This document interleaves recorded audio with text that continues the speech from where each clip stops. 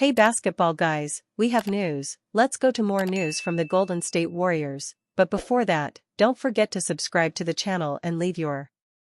The Warriors want to make sure they make the right moves that will put them in a position to win the championship next season. Derek White is a very high-level player, and if the Warriors can bring him in, they will have a very strong roster. Derek White is the Warriors' favorite target to win another title. The Boston Celtics suddenly find themselves facing an entirely different timeline following the loss of Jason Tatum to an Achilles injury, and their second-round exit at the hands of the New York Knicks. Not only is this season over for them, but next year might be, too. This harsh reality opens the door to any number of possibilities, including the Golden State Warriors swooping in with an offer to pry a perfect fit out of Boston. It's Derek White. Derek White is perfect for the Warriors. Golden State has a laundry list of needs entering the offseason. Frontcourt size, shooting, wing defense, and secondary playmaking loom as the biggest voids they need to fill. White checks all of those boxes, with the exception of frontcourt size. Pay no mind to his Game 6 dud against the Knicks. He disemboweled their defense in the previous 3 tilts, and is coming off a regular season in which he once again guarded at an all-defense level while averaging 16.4 points and 4.8 assists on 38.4% shooting from beyond the arc. Everything he does is basketball nirvana in Warriors land. He is an intuitive off-ball cutter, connective passer, dead-eye shooter from all over, and a defensive workaholic who busts his butt in transition. No regular rotation player standing under 6 feet 7 inches averaged more blocks per game this past year. Golden State would be beyond fortunate to have him. The question is, how does it get him? Here's how the Dubs can trade for Derek White. Any deal for White begins with a Jonathan Kuminga sign-and trade. It is a little bit complicated because of a weird NBA rule that lowers Kuminga's outgoing salary for Golden State. This scenario also requires a third team, since Boston won't have a ton of interest in the 22-year-old tweener forward. Sussing out that third team shouldn't be difficult. The Brooklyn Nets have more cap space than anyone, a glaring need for high-upside talent, and could be open to sign-and-trade talks if the Warriors make it clear they'll match any offer Kuminga receives on the restricted free agent market. Sending him to Brooklyn on a per-year salary in the neighborhood of $20 to $25 million sets the stage for a deal. Kuminga would count as only 50% of that number for Golden State, so Moses Moody or Buddy Hield also need to be involved to make the math work on White, who's slated to earn $28.1 million next year. Either would likely go to Boston, though Brooklyn has the cap space to gobble them up, too. From there, the Warriors would shower the Celtics in first-round picks.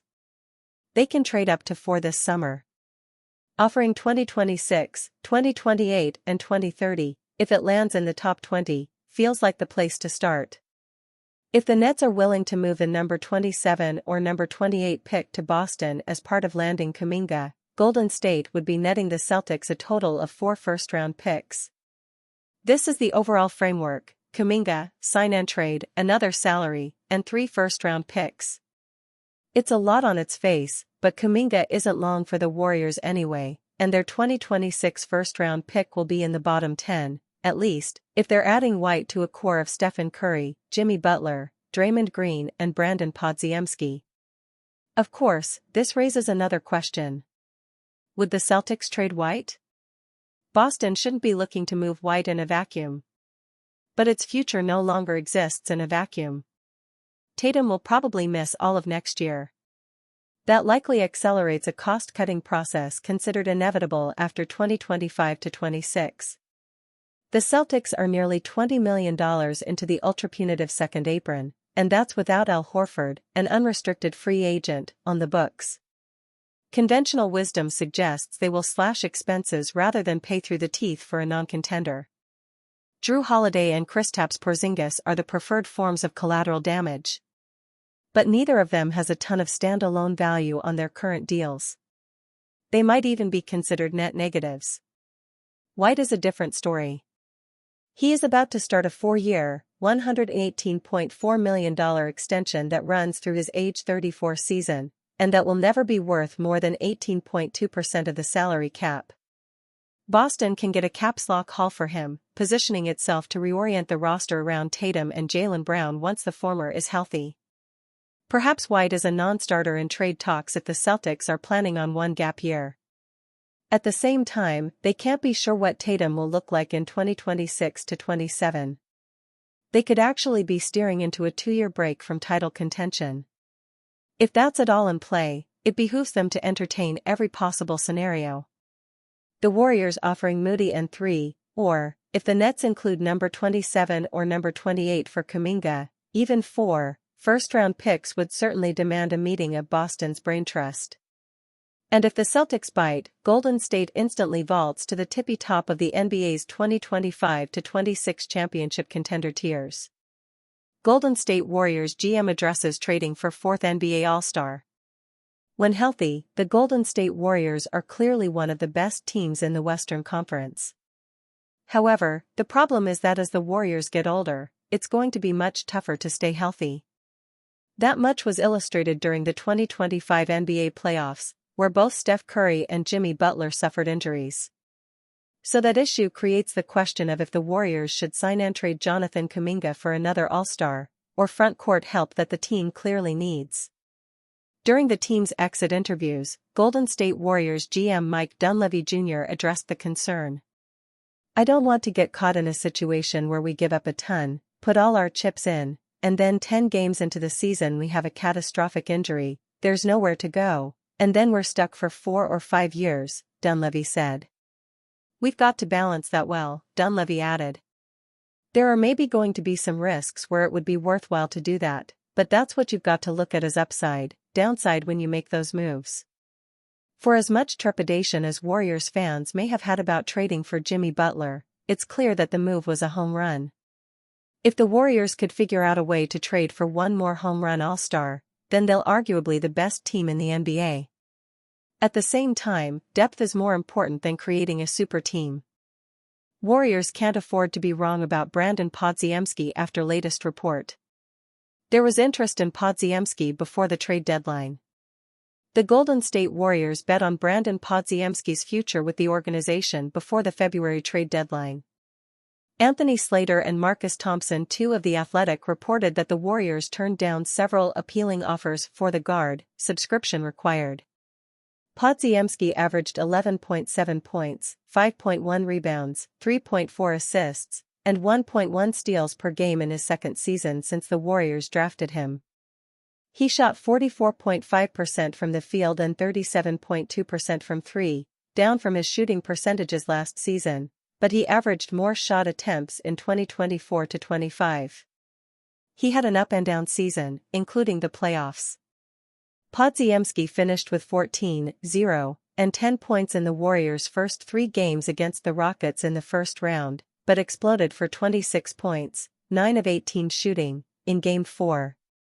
He averaged 8.1 points per game across the next 7 contests before he had yet another big night, 28 points on 11 of 19 shooting in Wednesday's season-ending loss to the Timberwolves. The Athletic noted that those who favored exploring Podziemski's value before the deadline think Golden State needs more of a Jordan Poole type of playmaker. As in, the Warriors need someone who isn't afraid to shoot and take some of the playmaking load off Steph Curry and Jimmy Butler. Podziemski shot 4 of 6 from 3 in Game 5 of the semifinals, but passed up several open looks from deep. Steve Kerr said he told the 22-year-old that when Golden State makes it back to the postseason next year, he isn't gonna turn down a single shot. Warriors hoping their belief in Brandon Podziemski will pay off. As Kerr highlighted, playing in your first postseason is a learning experience. He said that Podziemski will learn to stay aggressive and confident, regardless of having a bad game or games.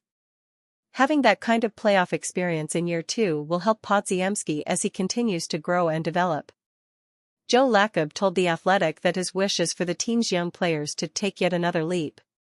"It sounds like Podziemski is part of their future, especially after they kept him through the deadline, but anything can happen in the summer." Golden State has only a few avenues to upgrade the roster, with one of those being Podziemski. The Warriors picked up his $3.7 million team option for 2025-26, And he has another in 2026 to 27 at $5.7 million that will undoubtedly be picked up. The CBA incentivizes teams to develop their draft picks, making Podziemski that much more important. However, the issue with Golden State is that its title window with Curry, Butler, and Draymond Green is very short. How will Podziemski grow from year 2 to 3? And 3 to 4? It's way too early to write Podziemski off after his first postseason experience, and the front office seems to think the same. The hope is he'll grow into the kind of scorer and playmaker the Warriors need, or else they could regret not cashing in on his value before February's deadline. You are smart. Gilbert Arenas makes Jonathan Kuminga point, compares to Nico Harrison.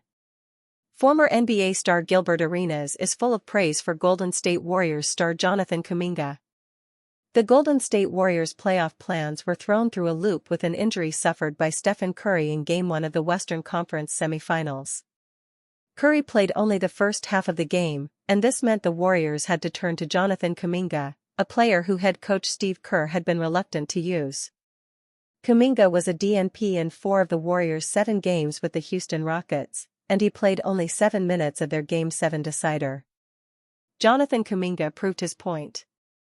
Jonathan Kuminga started in all 4 games Stephen Curry missed against the Minnesota Timberwolves, and during these matchups he averaged 24 points per game. While the Warriors lost all 4, Kuminga has earned widespread praise for his efforts. One former player is thrilled with his turnaround, with Gilbert Arenas comparing the way Kuminga has shifted the narrative to the way Nico Harrison went from being the most incompetent GM in the league to the luckiest, after landing the number 1 overall pick in the draft lottery. The difference is Kuminga turned his situation around with his own basketball talent, not through a lucky draw of ping-pong balls. Speaking on Gil's Arena, the former star said, "You are smart. You with Nico right now. I know you couldn't sleep this whole year, but goddammit, the last 2 weeks you should be celebrating. You were the best player for the Warriors in the playoffs. You, sir, stepped up to a playoff atmosphere, playing against that team, coming off the bench. Right now you can make the claim you were the second best player in the series, for sure third. Ching ching," he added, making reference to the expectation Kuminga can expect a huge payday this offseason. Superstars jump. Playoff series is sometimes what players get paid off, Arenas continued. Kuminga certainly saved his best basketball for when it mattered, although the Warriors' failure to win any of the games he started indicates that the team have a lot to figure out. Kerr has admitted he struggles when Kuminga, Curry, and Jimmy Butler are on the floor together, and refused to commit to the trio. Jonathan Kuminga can be key for Golden State. Jonathan Kuminga faces an uncertain future with the Golden State Warriors. He is set to become a restricted free agent this offseason.